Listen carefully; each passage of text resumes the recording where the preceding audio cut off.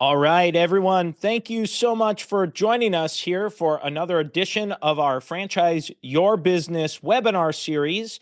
And as folks are loading in, just want to say thank you all again for being here.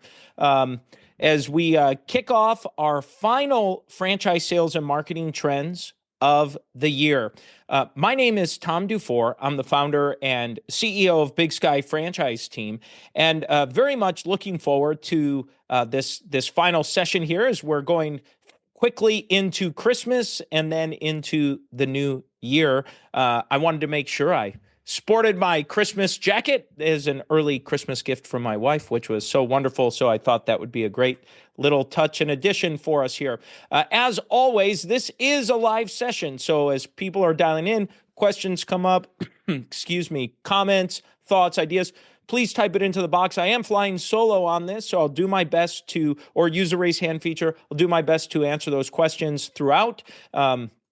And looking forward to getting this started. So I'm going to pull up our the screen here and share that, and then we will get this party started here. So I'm going to share my screen. Okay. By the way, for anyone who is new to us here, we go over a lot of data very quickly. So our first data point and areas that we like to start with here are the Institute for that are produced by the Institute for Supply Management. Now, the Institute for Supply Management produces 3 reports. We'll take a look at each of these, and you can see them on the screen here: the Manufacturing Purchasing Managers Index, Services Purchasing Managers Index, and the Hospital Purchasing Managers Index. So first up is the Manufacturing PMI, or Purchasing Managers Index. This was prepared by Timothy R. Fior. I'm not sure exactly how to say his name, but I think that is hopefully close. And it reads in this paragraph next to it, it says the U.S. manufacturing sector contracted for the 8th consecutive month in November as manufacturing PMI registered 48.4%, 1.9 percentage points higher compared to the 46.5% reported in October.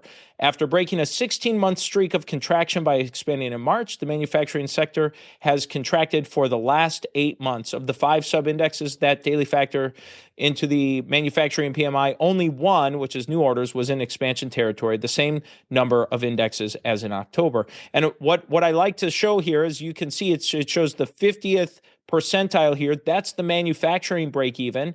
And then the economy break even is 42.5% down below here. Manufacturing is significantly tied to the overall growth of the economy. And as I view it, it tends to be viewed, manufacturing purchases tend to be viewed as a leading indicator, as they're making purchases based on future consumption projections. So that's one of the things I like to point out here. It is nice to see an uptick from last month. So hopefully, keep the fingers crossed that that's a positive sign of things to come here as we start to expand. Okay, next up is the services, and this is the services PMI, and this analysis was done by Steve Miller. He's the chair of the Institute for Supply Management Services Business Survey Committee. And it says, in November, the services PMI registered 52.1%, a 3.9 percentage point decrease compared to the October reading of 56%, and 0.1 percentage point below the 12-month average. The reading in November marked the 9th time the composite index has been in expansion territory this year. A reading above 50% indicates services sector economy is generally expanding, and below 50% indicates it is generally contracting. So we did see a big spike 2 months ago in this last month of November. It did drop down, but it's still in a positive territory. And I like here how in the report it says the October reading of 56%, or excuse me, of this reading here is showing that it's at a 0.1 percentage point below the 12-month average for this most recent month at 52.1%. I like how it shows kind of the average for the year. So it's actually kind of right in line with where most of the year has been. And as we mentioned previously, if you're in the services business, when it's growing or in a positive territory, you tend to see that services, it's a little easier, as I described last session, to get to a yes.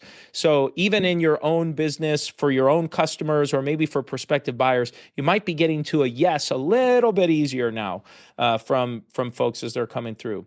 And then finally, we have the hospital PMI. And this report was produced by Nancy Lemaster.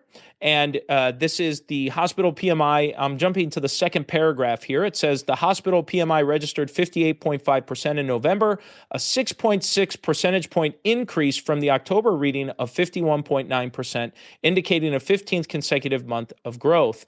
And so what I like to show here, and you can see if you're viewing this live, you can see how this report in particular has much more drastic zigs and zags. It goes up and down. It seems like there's greater it just has greater ups and downs on it. And when I look at that, some of it to me is maybe seasonality of these purchasers, maybe based on seasonal colds and flus or seasonal viruses that go around, or maybe based on budget purchasing. I'm not exactly sure, or just that it's the newest report and maybe they're getting more inputs that over time will possibly smooth this out.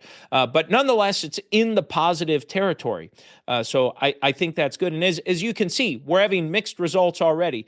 Manufacturing's below its break even.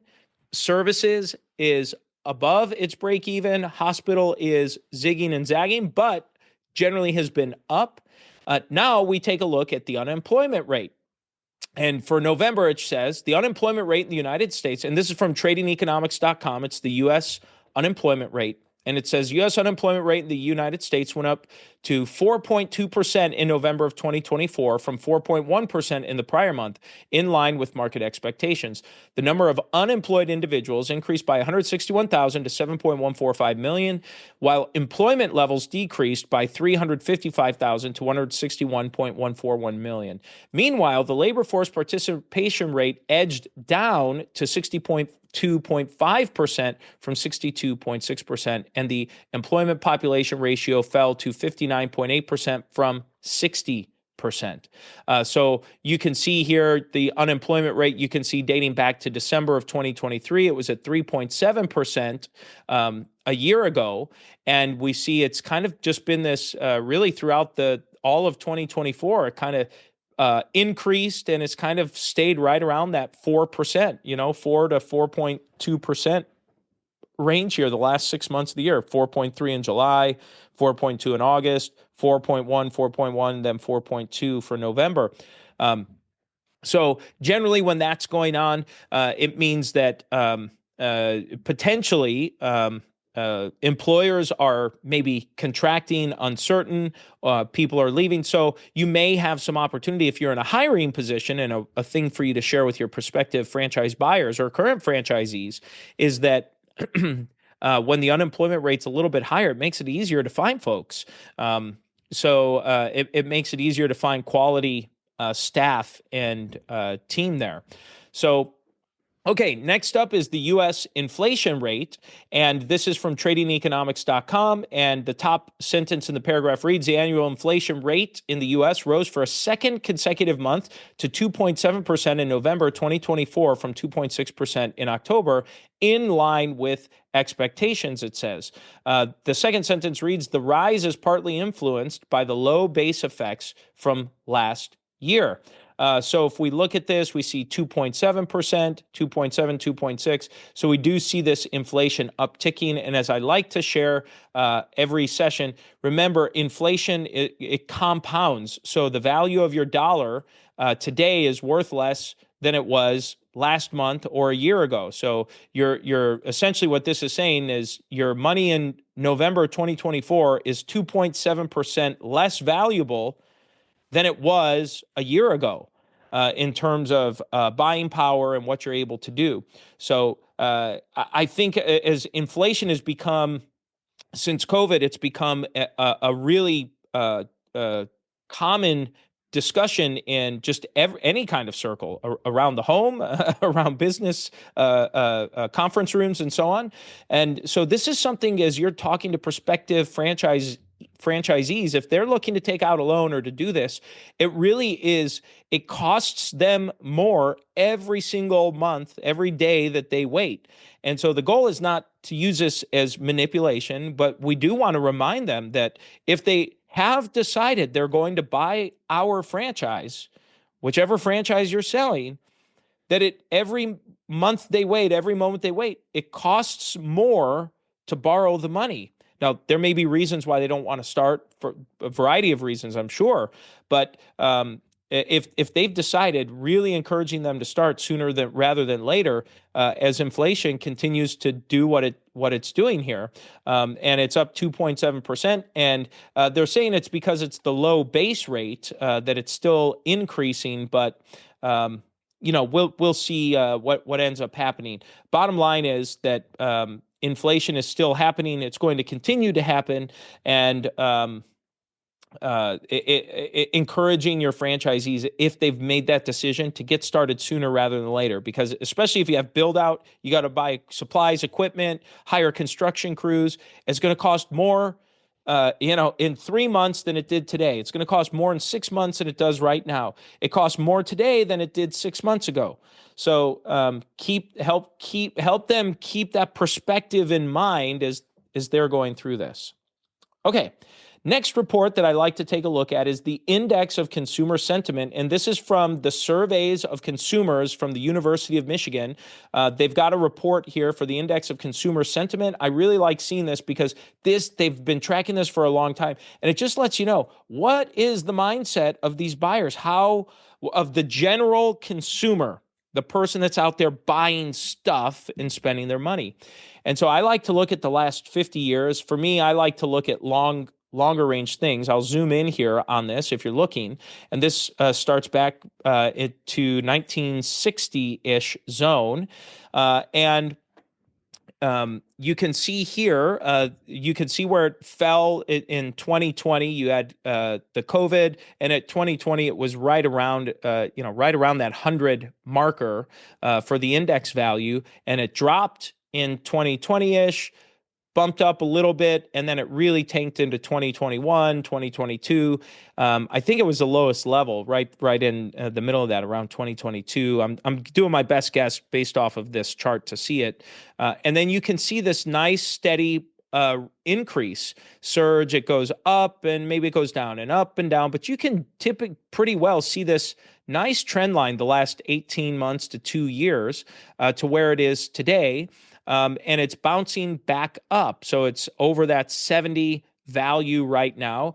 And so that means consumers, and what this is telling me, I should say, is that consumers are slowly coming out of their turtle shell and a little less scared each month, each quarter that keeps passing by, a little less nervous. Maybe some of those COVID fears are subduing and so on. And we're starting to see that happening. All signs leading to a more positive experience with consumers. And as I said before, with the services economy report here from the Institute for Supply Management, when we look at the actually, I want to go back. I'm going to pull up this 10-year. There we go. 10 years makes it a little bit easier to see this trend line here, starting back in 2022, rising through the end of 2024 here. So I guess 2.5 years we're looking at for this rise. You can see these trends. It's nice to see this growth here. So we're back at a number that was somewhere around mid 2021, and instead of being on the decline, we're seeing it on an incline right now as an overall trend. You can kind of see that trend line there take shape.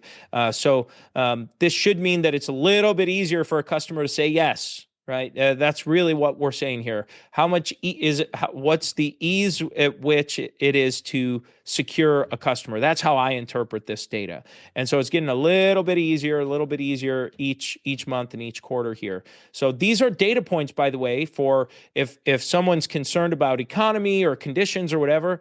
Use some of these data points to share with your franchisees. Do your own version of this with your franchisees or your prospective franchisees, or feel free to share this recording. By the way, this will be published up on our podcasts and YouTube channels.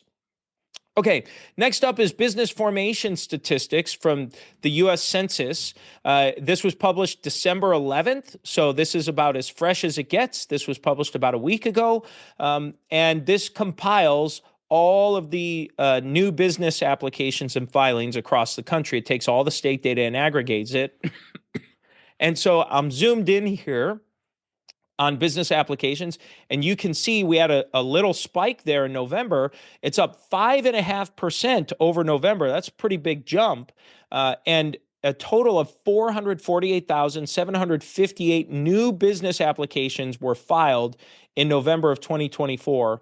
High propensity business applications, which high propensity are likely to have the biggest impact on the economy as a whole, that's up 7.5%. So I find that interesting. But nonetheless, you can just see this trend. New business startups are on the hearts and minds of Americans. And you can see dating back pre-COVID, you see right around 300,000 for a couple of years. And then post-COVID, you see this big surge, over 400,000 pretty consistently now for, 3.5 years or so. And what that tells me, and what you should assume for your franchisees as they're coming into the system, or prospective franchisees, is new business startups on their mind. Whether they buy your franchise or start their own or do something, they are serious about doing some kind of self-employment. So do not lose sight of that message. I know I say it every month if you're with me every month, but it's just something that I think it's worth noting for you to kind of lock away when someone on the other end is saying, I don't know, you're talking to them, they're not responding. Assume that they are interested. Assume that they are starting a business. And if they're going to start a business, why not your franchise? They inquired to you for a reason. Help identify that reason and share why your business will help them get to where they want to go to accomplish their goals. Okay, the next report I want to take a look at is Vistage, Vistage.com. If you're not familiar with Vistage, Vistage is a mastermind group. It is a facilitator-led mastermind group that has mastermind sessions where peer-to-peer learning as well as individual coaching from a coach. And a quick shout out, I have a good friend in the Indiana area. So anyone who's in Indiana looking for a group to get a part of, one of my good friends and someone I know just became a Vistage chair and is starting a group out there. He doesn't know I'm plugging this, by the way. But Vistage does a small business CEO confidence index with the Wall Street Journal. And here's what you can take a look at. This is for November of 2024. Look at this big time spike. And they said the headline here, it says post-election sentiment boosts small business confidence to record high. So a record high small business index here. And you can see this all year. Look at December of 23, it was at 88.0 was the reading. And November of last year was at 80.3. And November of this year, 109.8. So certainly for businesses I know I've been speaking to, but it's nice to see an aggregate data here. Just having clarity and certainty on who the president's going to be for the next 4 years, it just provides clarity, right? It always seems leading up to an election 4, 5, 6 months prior, you just don't know what's going to happen. And so there's uncertainty in the business community to know who's it going to be and start to plan for that accordingly. So This is a really positive sign, especially for the small business community, to see that happening. So if you are serving small businesses as part of your franchise system, if you're a B2B business and small business is part of it, this is a positive sign for you to see. And hopefully you've seen an impact on your business from that. Okay, now let's jump into other small business data. And one quick thing I do want to say, I should have mentioned this before. You got to stay all the way till the end. And the reason why is I've got some really cool Christmas shopping data I want to share with you. Just a little hook. I should have said that at the beginning. Might as well say it midway through to keep you the next 5 or 10 minutes here. Okay, so I'm going to share my screen and we're going to go back to the Small Business Startup Sentiment Index that's put together and prepared by Franchise Ventures. Now, Franchise Ventures produces this monthly report, and it was released on December 4th of 2024. And the heading says, funding and political concerns drop among aspiring business owners. So it says in late November, 36.1% expected their startups in the next 2 to 3 months, the highest for that time window in over 4 years. 70.5% more likely to start than 3 months ago. So 69% of the respondents say now is a good time to start their business. And if you're not familiar with this report, the Franchise Ventures surveys budding entrepreneurs and asks them, is now a good time to start a business? Are you thinking now is, or what are you thinking? So 68.9%, basically 69% of prospects agree that now, they strongly agree or agree that now is a good time to start a business. So what does that mean for you as a franchisor? Well, that means that franchise buyers that are in your pipeline or coming into your pipeline, 70% of them roughly are saying right now is the time, right now. So maybe this is a little bit of that early, New Year's resolution kind of a scene for you to be paying attention to. Right now is what they're thinking of as the time to be starting the business. So if you're in franchise sales, marketing, right now is the time. Now is the marketing message to be sharing. Right now is the time to be starting that business. Here's why right now is a great time to join our franchise system. These are phrases that I would think would be a great suggestion for you to be considering to incorporate into what you're doing. I'm scrolling down on this chart here to talk about one of the factors that they said. It says, which of these factors will have the biggest impact in the next 6 months on your decision to start a business? And you can see here that I always like to highlight this, that despite economic conditions, political conditions, and so on, the number one concern for budding entrepreneurs is funding or access to credit. 67.2% say that is the concern. 47.5% said economic climate, so about half. So using a session and report, a session like this, 29.5% said political changes, and tax law changes, 26.2%, regulatory at 23%, stock market 13.1%, and other at 8.2%. So you see these big drops, funding, then economic climate, and then kind of it drops down to kind of everything else after that. 3 out of 10, at best for the most. So you got funding. So if you don't have a funding solution, I suggest you figure one out, whether you're funding in-house, whether you're finding third-party providers that you can refer prospective franchise buyers to, SBA. There are a lot of different resources for you to be thinking about to go to. Okay, I'm going to scroll down. Let's see which other chart. Okay, this is just the percentage of people looking to start based on age group. So it shows that Gen X is the majority of the highest percentage of prospective franchise buyers right now at 43.6%. Millennials, baby boomers are at 27.3%. Millennials are at 25.5%.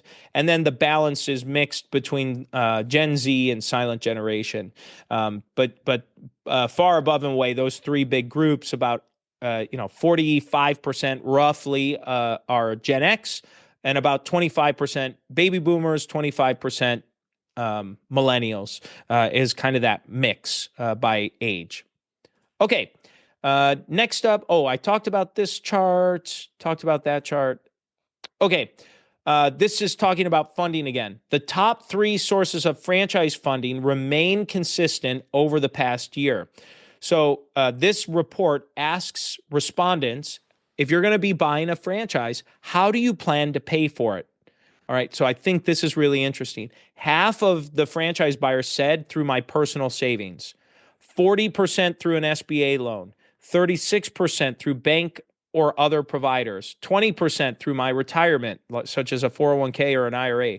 Another 20% said find in-house financing provided by the franchisor. That's what we were just talking about, if you can offer it. So about 20% of the buyers are saying, I'm thinking about that. About 18% a home equity line of credit.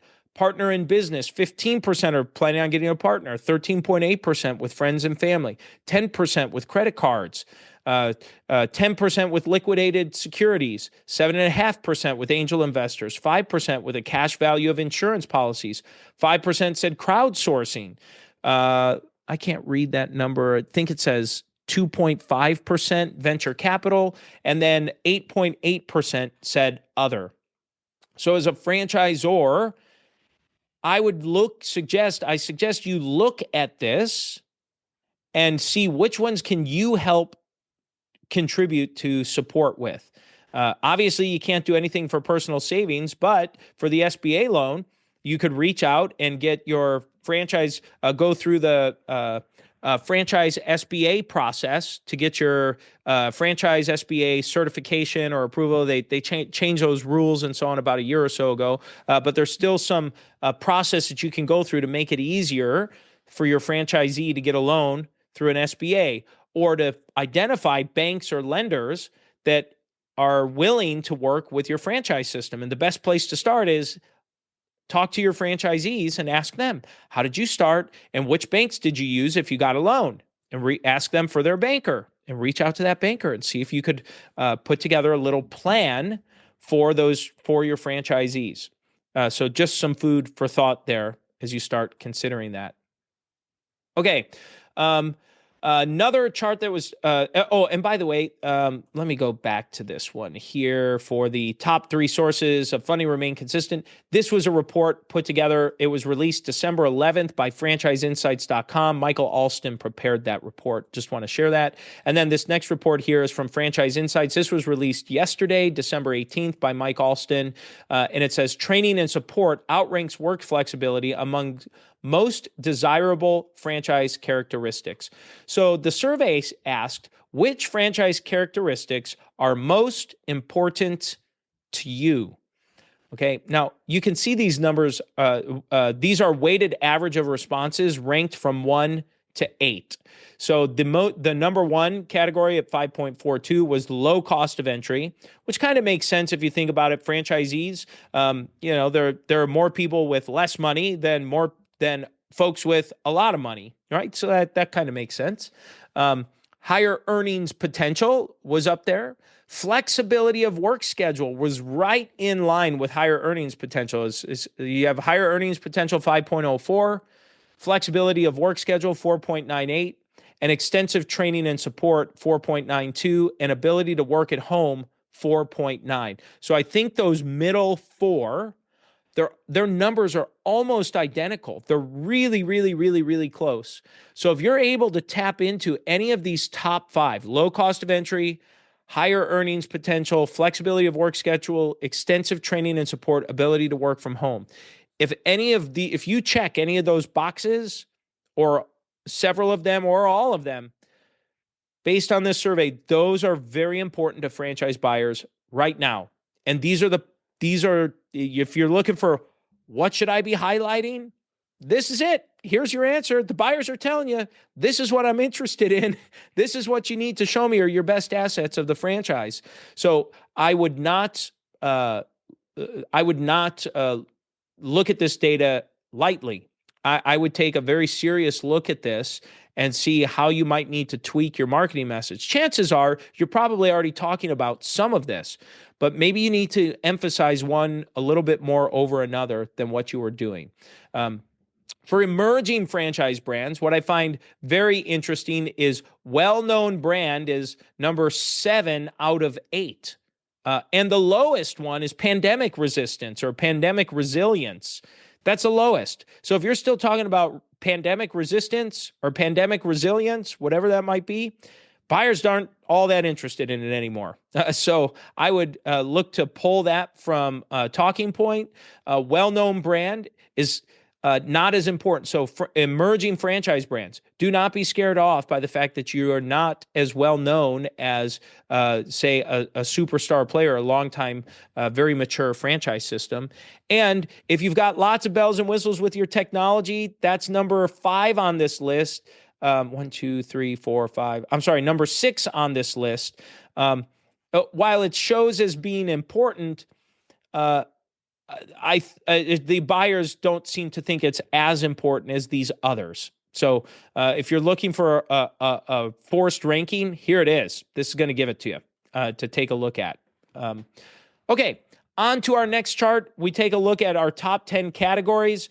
Now, again, this is the business opportunity categories. This changed a year and a half ago. I'm pretty certain these are the franchise categories here because when I go to the franchise categories, it literally has business opportunity listed there.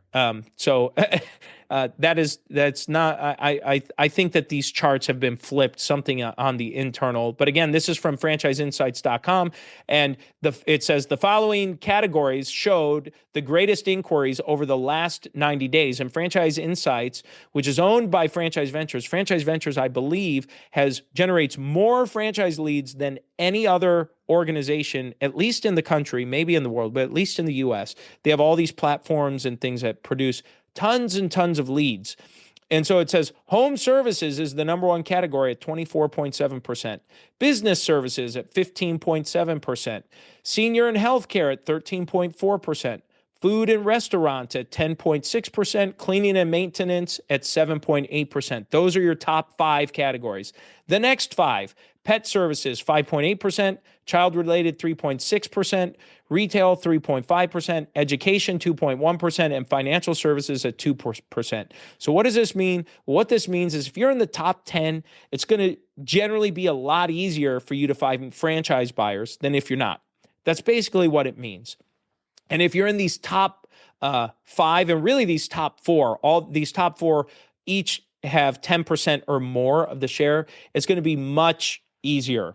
One thing I like to highlight here, food and restaurant, when food and restaurant is 10% or higher and in these top 5 numbers, and this is anecdotal just from my experience, this is really a good thing for franchising as a whole. When we see food and restaurant and hospitality at that 10% plus, it generally means franchise sales for all the other business segments is very positive. So I tend to look at that as a very positive sign.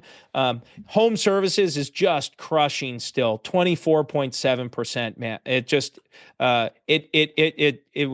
it's been number 1 since the pandemic, since COVID, and it has remained, and this has ebbed and flowed. It's been down, I think, as low as maybe 15% or so over the last few years, but it's really peaking again. And you have businesses, services high, senior and healthcare high. So if you're in these segments, again, what this really is saying is it generally is going to be easier to find leads. What that also means is you're going to have to sift through a lot of these leads as well. So be prepared for that, that you may have a lot more unqualified leads coming into your system as well. You may have a lot more qualified leads, but also less qualified leads. Okay. Now for our final chart of the day. I thought this would be fun. Gallup, the consulting and reporting agency, Gallup produces all kinds of reports and surveys, and this was released November 27th by Lydia Saad. And I just thought that this was a fun little thing to talk about with Christmas just a few days away. And the headline reads, shoppers plan to spend more than $1,000 on holiday gifts. In a sign of diminished consumer caution, relatively few say they will spend less this year. So I just thought I'd show you the estimated chart. I'll zoom in on this. This is kind of fun. It says Americans' estimated holiday spending November readings. The question asked, roughly, how much do you think you personally will spend on Christmas or holiday gifts this year? And you can see in this chart, this goes all the way back to the year 1999. In 1999, it was $857. And then it shows the bottom here was in 2008. If you all remember what happened in 2008 with the housing bust, the average that year was $616. And this year, it's almost double that in 2024 at $1,012 for the average spend. And then you can take a look at this chart. It shows the mean including zero. So if you're going to spend zero, that's this 1,012 the mean includes people that also said, I'm going to spend $0. The mean with people that say, I'm not going to spend where they removed the people who said, I'm not going to spend any money. Then the mean pops to $1,132. So it goes up $130 or $120. And then the median is $500. So that's that middle number. That's the median, by the way, if you're familiar with residential real estate. Whenever they list the average home price, they always list the median, not the mean on that. And then you can list down, they've got all these demographic breakdowns and thresholds and things, kind of interesting. But I thought that would be a fun way to close out our session today.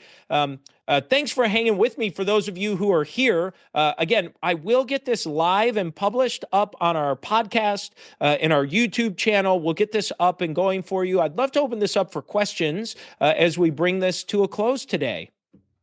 And thanks for hanging with me. I know this was a little bit longer than normal. Feel free to raise your hand or type something in the chat box or the Q&A. Happy to answer that. All right. Well, I'm not seeing anything come through here. I just want to say thank you all for being here. Wish you all a very, very Merry Christmas. And this will be our final episode as well for the year. So wish you a Merry Christmas. Happy New Year. Happy Hanukkah out there as well. Hanukkah starts December 25th this year, a little bit later than normal. And wish you all just a great, great end to your year.